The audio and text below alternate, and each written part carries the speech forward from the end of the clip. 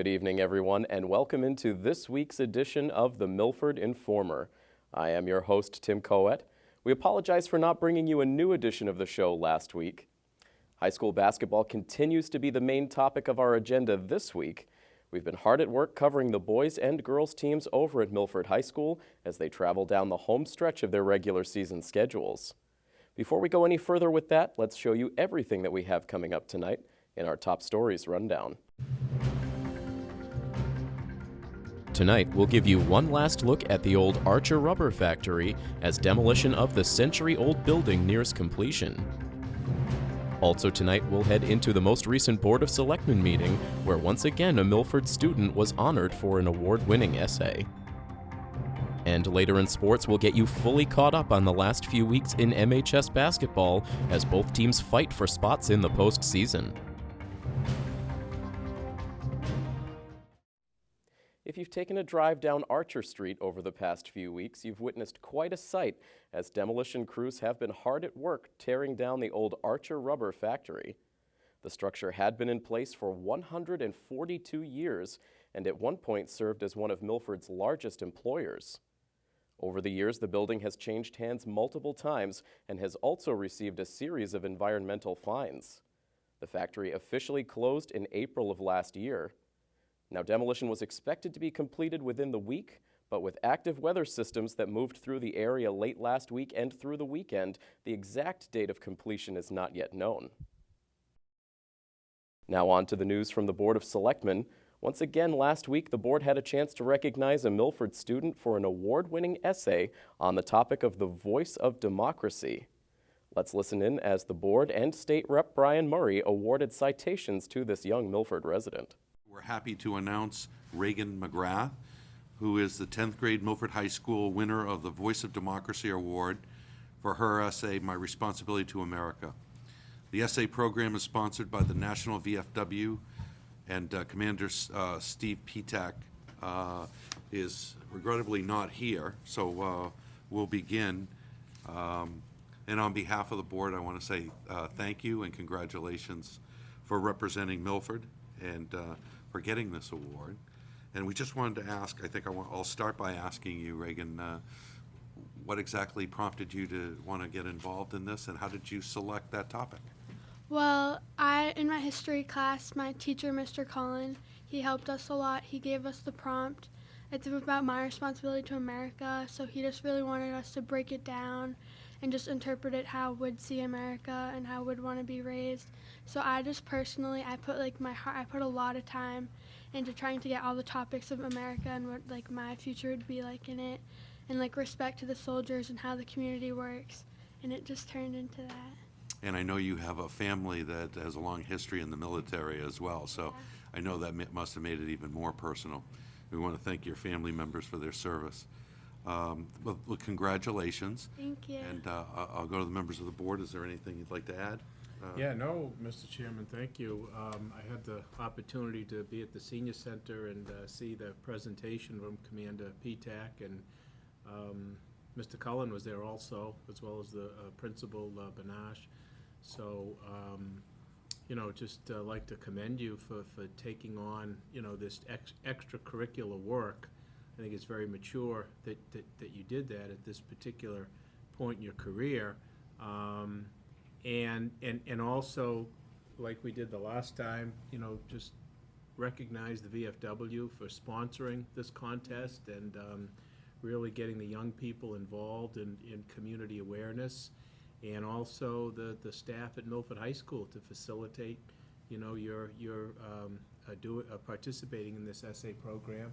And last but not least, your parents, who, at least your dad looks kind of tired. I think he was up watching the game the whole night, but it's nice to see him here. So, congratulations, and it's great to see young people, get involved. Thank you. Thank you, Brian. Will? Thank you, Mr. Chairman. Reagan, you're obviously a very bright young lady. You're very nice, and you always have been, and you've got a great smile. And we are lucky to have you in our schools, and we're lucky to have you as a participant here. So thank you very much, and thank you for taking on this added duty, because obviously between dance and school and everything else, you probably had to squeeze it in. So thank you very much. Yeah. Thank you. And So we have a citation, but first I'm going to go to my colleague, Selectman and now State Representative Brian Murray, who has one, I think, for you separate. I do. Now, you may have one from Representative Fernandez, so that's what they call now a collector's item. That's a throwback. Yeah, that's vintage. So what we have here is a citation in your honor from the House of Representatives. Be it known that the Massachusetts House of Representatives offer its sincerest congratulations to Reagan McGrath in recognition of winning the Voice of Democracy essay contest sponsored by the Robert C. Frescotti Post 1544 VFW. The entire membership of the House extends its very best wishes and expresses the hope for future good fortune and continued success in all endeavors. Given that this is dated January 23rd, 2017, it's signed by Robert A. DeLeo, Speaker of the House, and myself as State Representative. The town of Milford also has a citation for you. On behalf of the Board of Selectmen, be it known that we hereby offer our congratulations to Reagan McGrath in recognition of receiving the Voice of Democracy Award for your essay, My Responsibility to America. On behalf of the people of Milford, the Selectmen extend their very best wishes and express the hope for future good fortune and continued success in all endeavors. And this is given by myself, William Buckley as chairman, Brian Murray as a member of the board, and William Kincaid.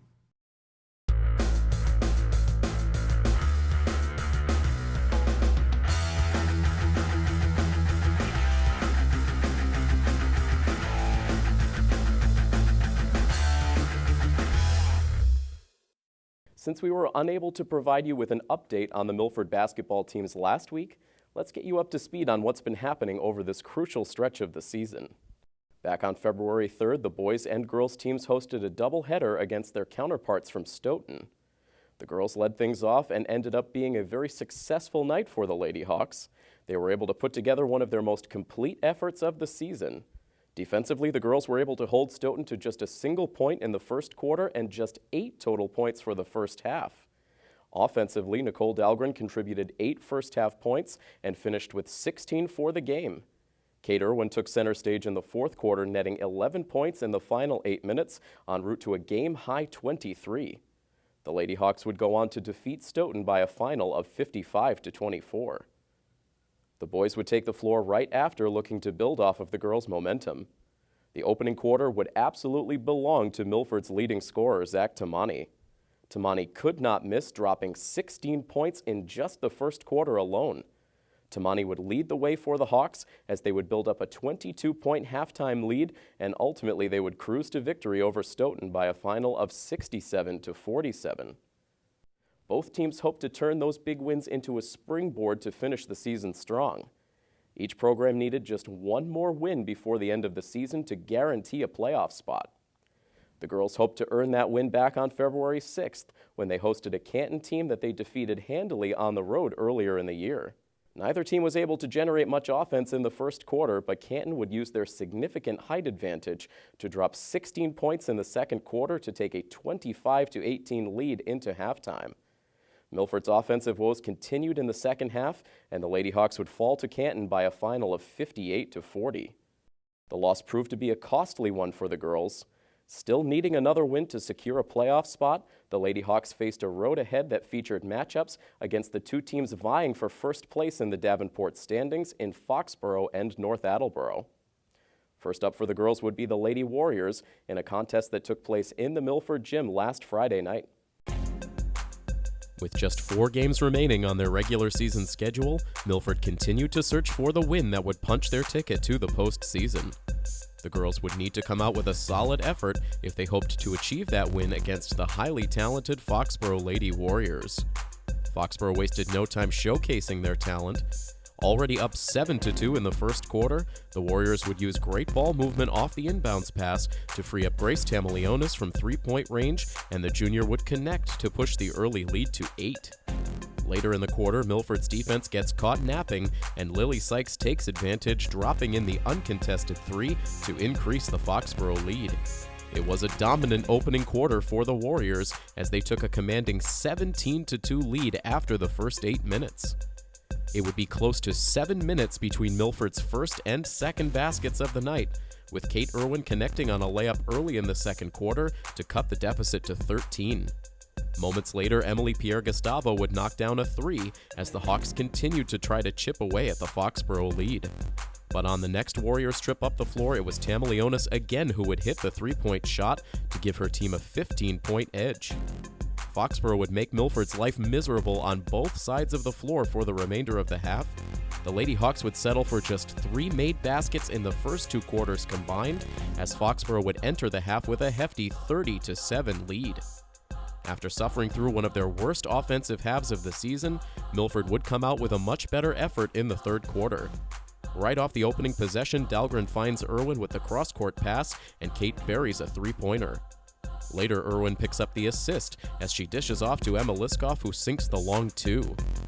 Then watch this sequence as Liskoff pulls down the offensive board, and a couple of quick passes allows Pierre-Gustavo to make the backdoor cut to take the deficit under 20 points. Milford would enjoy their best offensive quarter of the game in the third. They'd outscore Foxboro 15-11, but they would still face a 41-22 deficit heading into the fourth quarter. The Lady Hawks would continue to give a solid effort as the fourth quarter went on, at one point bringing the deficit down to 14. But in the end, that 23-point first-half lead for Foxboro was just too much for Milford to overcome. The girls would suffer their 6th loss in 8 games as they fell to Foxboro by a final score of 54-33.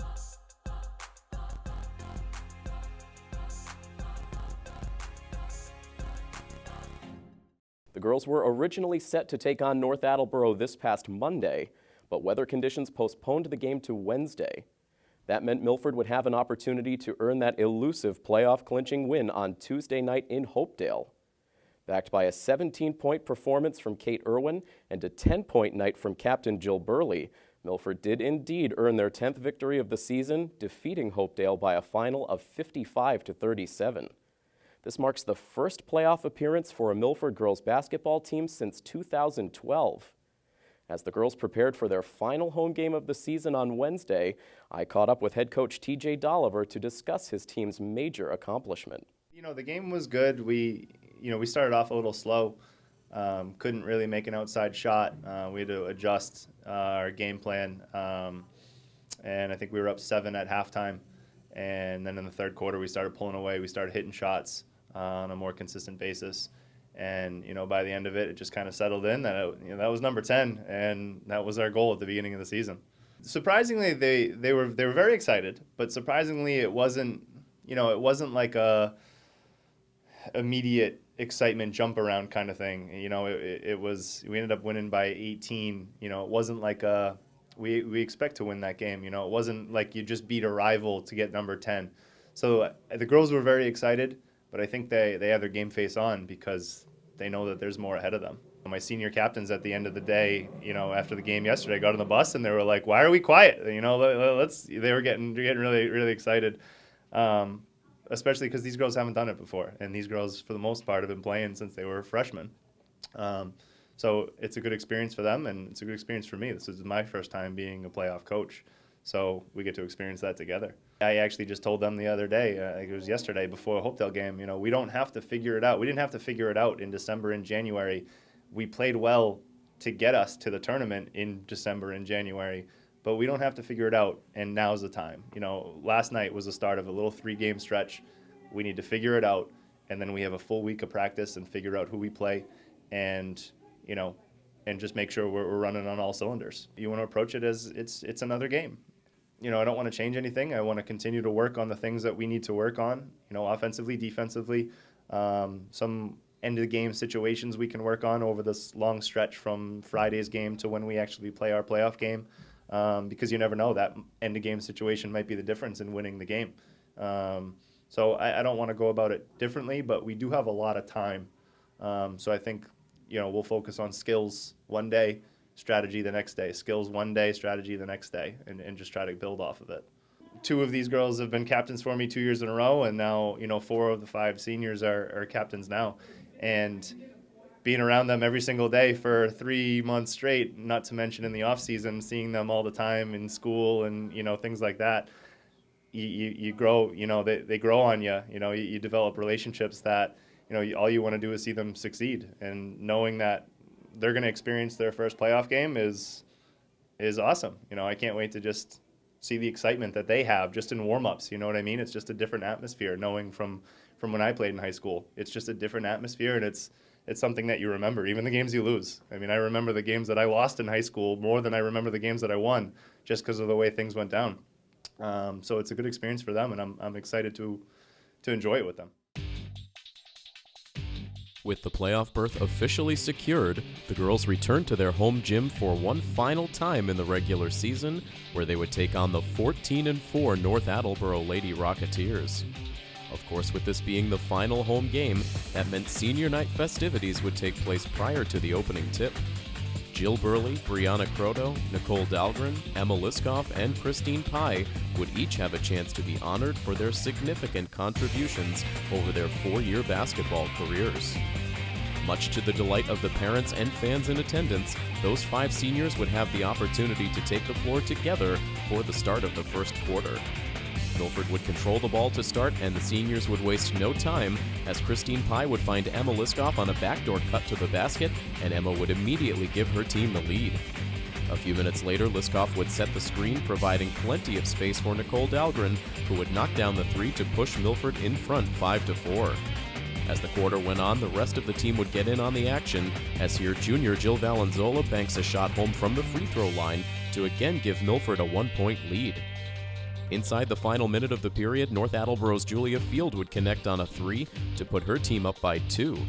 In the closing seconds, Milford hoped to have time for one more bucket to put them back on top. North Attleboro a chance to play for the last shot, up by 2. As they drive inside, lose control. Dahlgren has it, quickly gets the pass. Now gets it back with 3 seconds to go. Can Milford get a shot away? They leave it for Irwin at the buzzer, and she gets it to bank home. Irwin does it again at the buzzer. Nobody better than Kate with the ball in her hands and the clock winding down. Irwin banks a 3-point shot to bring the first quarter to a close. That gets the fans ignited. After yet another electrifying play from Irwin, North Attleboro would start to push back, scoring the first 4 points of the second quarter to retake the lead. Down by 2 midway through the second, Milford forces a North turnover under the basket, and then Kate Irwin flies up the floor in transition before sending a perfect no-look pass to Dahlgren, who finishes the play to tie the game. The two teams would continue to trade baskets through much of the quarter, with Liz Morehouse dropping in the 2 here to give the Lady Rocketeers the lead. But immediately on the ensuing Milford possession, Emma Liskoff lets it fly from long range, and her shot would rattle through to make it a 21-20 game. Then with just over a minute left in the half, a couple of sharp passes would lead to another 3 from Nicole Dahlgren. Nicole would lead all scorers in the first half with 12 points, and Milford would ultimately head to the locker room up 26-24. The two teams seemed extremely evenly matched in the first half, but as the third quarter got underway, the play of North Attleboro senior Samantha Taggart would prove to be a major X factor for the visitors. Taggart was held completely off the score sheet through the first 2 quarters, but in the third she would elevate her game, scoring 14 points. North would end up outscoring Milford 25-8 in the period to turn a 2-point deficit into a 15-point lead. Milford was unable to go on the kind of run they needed to get back into the game in the fourth quarter, and in the end, the Lady Rocketeers would spoil the fun on senior night as they defeated the Lady Scarlet Hawks by a final score of 59-44.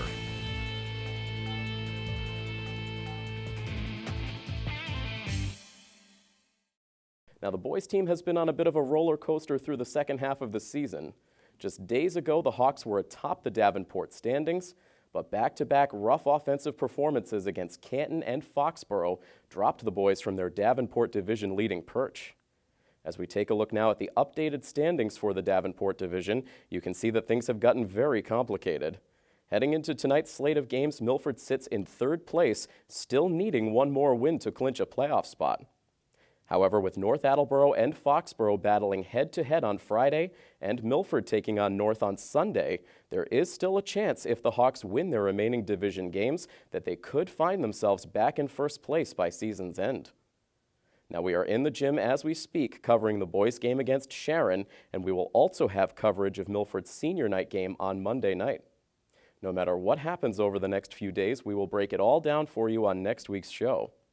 We also expect to find out tournament seedings next Friday afternoon, so we will update you when we hear when Milford's playoff games will be and who their opponents will be. And now let's get to this week's upcoming events. Coming up next Thursday, the Milford Town Library will be playing host to the Pumpernickel Puppets show. Pumpernickel Puppets present a cast of colorful puppet characters that not only entertain but stimulate children's imagination and creativity. Kids will have a chance to enjoy a full puppet show, complete with audience participation, and after the show there will be a special demonstration giving children a chance to see what happens behind the scenes. The puppet show will be happening on Thursday, February 23rd at Town Library from 9:30 to 11:30 a.m. For more information on the event, you can contact Katie Parker at 774-287-1598. And coming up next Saturday, Outlaws Hockey will be hosting an event titled Try Hockey for Free. If you have children ages 4 through 9 who might be interested in giving the sport of hockey a try, then bring the kids down for this special event. This free hockey clinic will take place on Saturday, February 25th at the Blackstone Valley Iceplex in Hopedale beginning at 7 a.m. Again, this event is free. To register, simply log on to the website tryhockeyforfree.com, and for more information on the Outlaws Hockey program, you can visit their website outlawshockey.com. While we still have an extensive sports update for you next week, we're also working on a few other news items. We hope to have a new installment of our Claflin Hill Musician Profile series for you next week, and we'll also take a look at Jackie's Boutique over at Milford High School, and we'll tell you how they're helping students enjoy a fairy tale prom experience. As always, we thank you for tuning in to the Milford Informer. From all of us here at Milford TV, this is Tim Coette saying have a great week. So long, everybody.